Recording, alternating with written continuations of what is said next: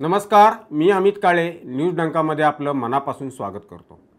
मंडळी, मुख्यमंत्री एकनाथ शिंदे आणि आता उपमुख्यमंत्री अजित पवार जसे या सरकारमध्ये सामील झालेत, तसं मागील महाविकास आघाडीच्या सरकारमध्ये म्हणजे तत्कालीन मुख्यमंत्री उद्धव ठाकरे यांच्या सरकारमध्ये कसे निर्णय घेतले गेले, कोणत्या फायलींवर कशा पद्धतीनं सह्या करण्यात आल्या होत्या, कशा पद्धतीनं मागील सरकारमधील म्हणजे मुख्यमंत्री देवेंद्र फडणवीस यांच्या सरकारनं घेतलेल्या निर्णयांना स्थगिती देण्यात आली होती, हे आता उघडपणे बोललं जात असल्यामुळं समोर येऊ लागले।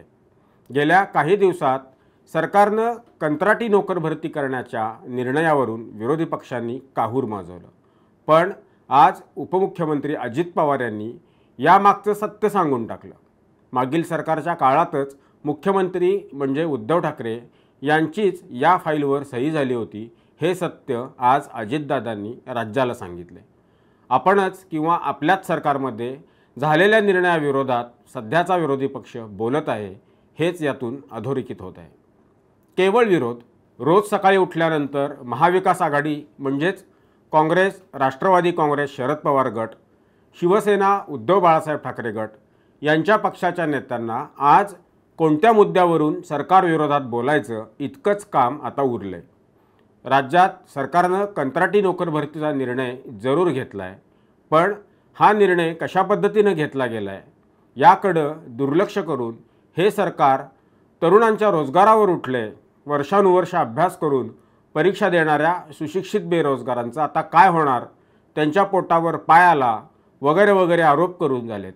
पण कंत्राटी नोकर भरती ही कशा पद्धतीनं होत आहे, तिचं स्वरूप कसं असणार आहे हे समजून न घेता आंदोलन करायला, सोशल मीडियामध्ये व्यक्त व्हायला, प्रमुख माध्यमांमध्ये चमकायला मिळतं म्हणून सरकारवर प्रहार करायचा आणि हे सरकार कसं बेरोजगार सुशिक्षित तरुणांच्या विरोधात आहे हे सांगून समाजामध्ये संभ्रम पसरवायचा उद्योग सध्या सुरू आहे।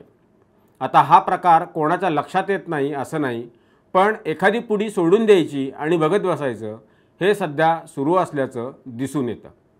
नुकतंच राष्ट्रवादी काँग्रेस शरद पवार गटाच्या खासदार सुप्रिया सुळे यांनी एक ट्विट केलं। हल्ली हे एक बरं झाले की एखादा मुद्दा ट्विट करून सोडला की चर्चेला सुरुवात होते। सुप्रियाताईंनी जळगाव जिल्ह्यातील कंत्राटी नोकर भरतीची एक जाहिरात ट्विट करून हे सरकार कसं असंवेदनशील निर्णय घेत आहे याचा आश्चर्य वाटत असल्याची भावना व्यक्त केली आणि बेरोजगार तरुण तरुणींबद्दल आता यांचं कसं होणार अशी भावना व्यक्त केली। वास्तविक ती जाहिरात त्यांनी नीट वाचली असती तर त्यांनी असं ट्विट केलं नसतं। त्या जाहिरातीमध्ये भरण्यात येणारी जी पदं आहेत ती केवळ मासिक मानधन तत्वावर आणि तीही केवळ 6 महिन्यांसाठी भरायची आहेत। त्यात पहिले 3 महिने झाल्यानंतर आवश्यकता भासल्यास पुढचे 3 महिने वाढवून देण्यात येणार आहेत। या पदांसाठी पात्र उमेदवार कोण असतील तर ते सेवानिवृत्त नायब तहसीलदार, अव्वल कारकून हे आहेत। यावरून त्यांनी असा जावई शोध लावला की राज्य लोकसेवा आयोगाकडून भरण्यात येणारी पदं ही भरलीच जाणार नाहीत आणि त्यामुळं अभ्यास करणाऱ्या तरुणांचं नुकसान होणार आहे। आता साधा विषय असा आहे की नव्यानं भरती होणाऱ्या उमेदवारांची बरोबरी ही सेवानिवृत्त अधिकाऱ्यांबरोबर कशी होऊ शकेल? सरकारनं निवृत्तीचं वय का ठरवलंय? का निवृत्त झालेले अधिकारी नव्या दमाच्या अधिकारी कर्मचाऱ्यांच्या इतकं अधिक वेळ देऊन काम करू शकतात? शेवटी त्यांचं आता काम करण्याचं वय राहिलेलं नाही म्हणून त्यांना निवृत्त केलंय, हा साधा तर्क समजू नये। केवळ कायमस्वरूपी भरती प्रक्रियेत खूप वेळ जातो, तोपर्यंत काम अडू नये म्हणून ही तात्पुरती भरती केली जात आहे। ही भरती म्हणजे कायमस्वरूपीची भरती नव्हे असं आज उपमुख्यमंत्री अजित पवार यांनीच स्पष्ट केलं। त्यामुळं विरोधी पक्षांकडून या नोकर भरतीबद्दल केली जाणारी विधानं कशी दिशाभूल करणारी आहेत हे जाणवतं।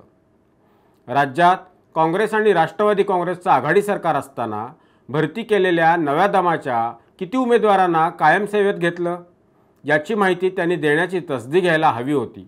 एकच उदाहरण द्यायचं झालं तर राज्यात त्यावेळी रोजगार हमी योजनेच्या कामांसाठी भरती केलेल्या विविध प्रकारच्या पदांना अजून कायम करण्यात आलेलं नाही।